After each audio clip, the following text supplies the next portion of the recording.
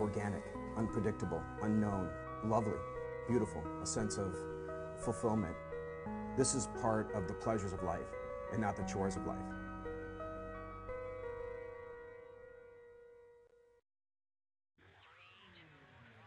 Coming up on Daily Iowan TV, Pope prospects, what Iowa City Catholics are looking for in the Vatican's new president. And fiscal fears, hear what an Iowa congressman had to say today about looming national budget cuts at the UIHC. And in sports, ready to get caught up on everything black and gold? We've got you covered. That's all coming your way next. Daily Iowan TV starts now. I'm Tom Brokaw. For more than 100 years now, the University of Iowa community has been waking up to the Daily Iowan. Today, it's the largest newsroom in eastern Iowa. And now you can see the news every night on Daily Iowan TV and get it anytime worldwide at dailyiowan.com.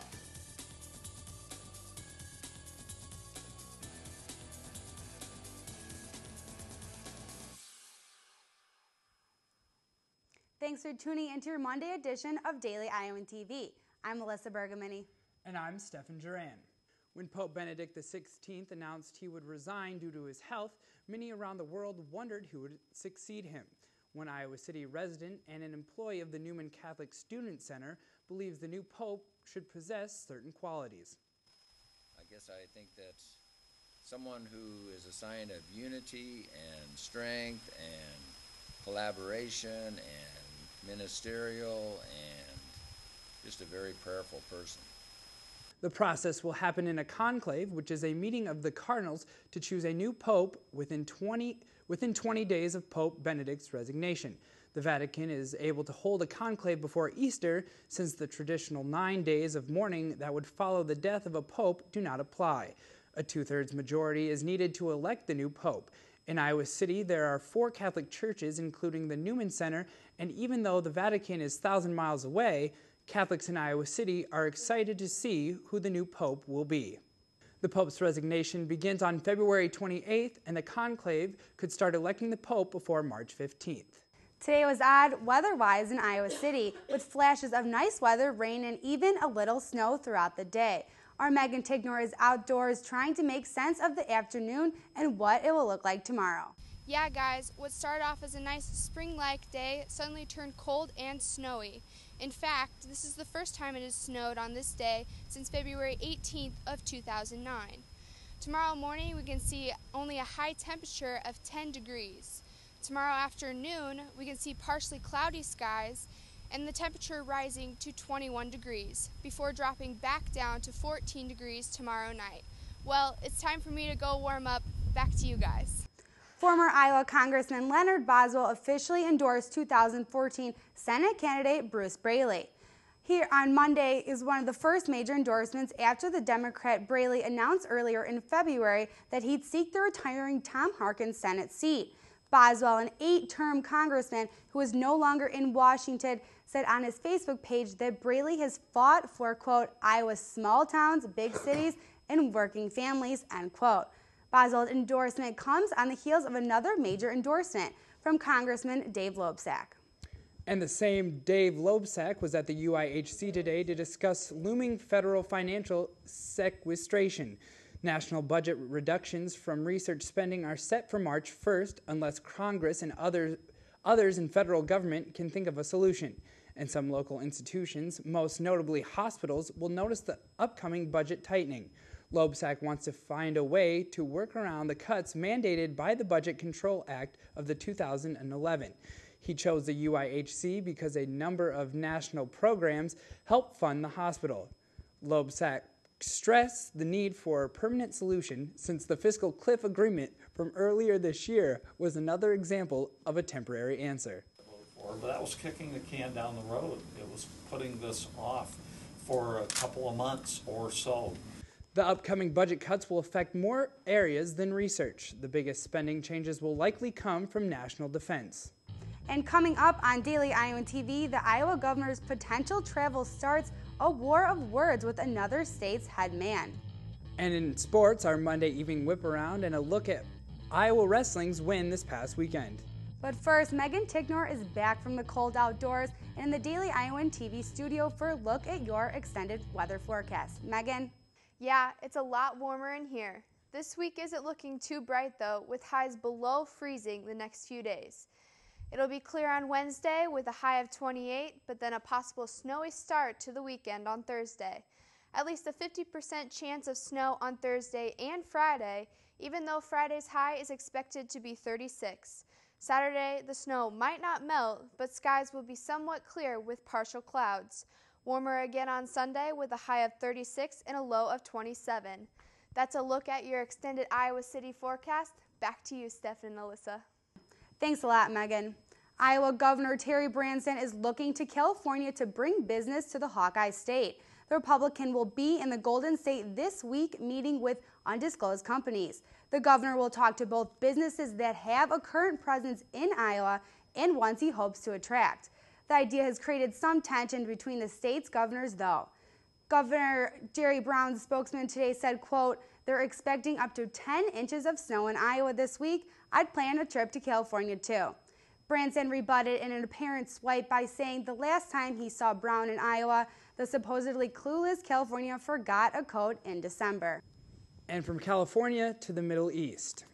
6 are dead in northwest Pakistan Monday, a day after violence in southwest Pakistan claimed 89 lives. Militants oppressing the minority carried out an attack on a political official while disguised as police in the northwest. Meanwhile, more than 15,000 Shiites protested near the site of Sunday's bombing as they seek for government help to stop violence against the Shiites. Back in the United States, basketball isn't President Obama's only game. The commander-in-chief hit the links with Tiger Woods on Sunday, playing in a foursome that also included 2 of Obama's buddies. Apparently, the duo had been trying to arrange a round since 2009, when they met at the president's first inauguration. No press were allowed to cover the event, and the White House wouldn't confirm the happening until after the game was underway. Stefan, I know you like to play golf. Do you think that you'd win against the president? Well, I have been working on my short game, so I guess I could give the president a little run for his money. I think you could. You definitely would. And now, teeing up some sports on the Daily Iowan TV Sports Studio is Annie Costable. Annie? Happy to hear you wouldn't take it easy on our Commander-in-Chief, Stefan. We've got a whole lot of hoops for you from last night, and we've got everything else covered for you on tonight's program, including another edition of our weekly series, the Monday Evening Whip Around. But before we get going, a congratulations is in order for former Hawkeye Eric Sawinski. The American took down 2 of the most decorated U.S. middle distance runners of all time en route to breaking the American 600-meter record at the 2013 Millrose Games in New York City over the weekend. Daily Iowan TV Sports will have an exclusive interview with Sawinski's former head coach here at the UI, Larry Wazorek, later this week. Wrestling also making a statement over the programming break, hammering Edinburgh in Carver Hawkeye Arena Saturday night. Daily Iowan TV Sports wrestling reporter Tessa Hirsch was Matt's side for the meet. It was senior night in Carver Hawkeye Arena on Saturday as the number 2 ranked Iowa Hawkeyes defeated 15th ranked Edinburgh. A crowd of over 7,000 were at Carver Saturday night to watch the last regular season match for the Hawkeye wrestlers. Matt McDonough started off the night at 125 in his last match in Carver against Edinburgh's Corey Mines. McDonough won by major decision and riding time advantage to seal his 116th career win. Tony Ramos at 133 took on Edinburgh's AJ Shop for the second bout of the night.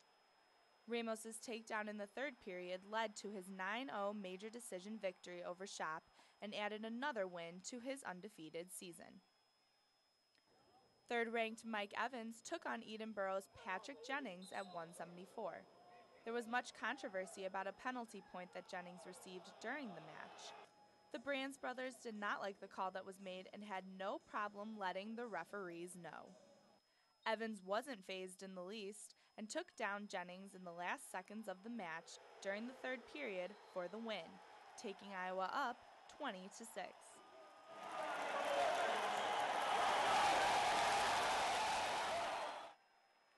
At the end of the meet, the Hawkeye wrestling team and fans said goodbye to 4 of their seniors, which included Grant Gambrell, Jarrett Cheery, Mark Ballweg, and Matt McDonough.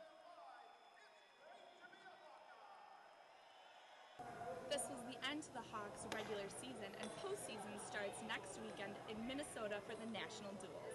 Live from Carver Hawkeye Arena, this is Tessa Hirsch, Daily Iowan TV Sports. Far from the only sport in action over the weekend, to get you caught up on everything black and gold, let's kick it to Lauren Moss standing by in the newsroom. Lauren?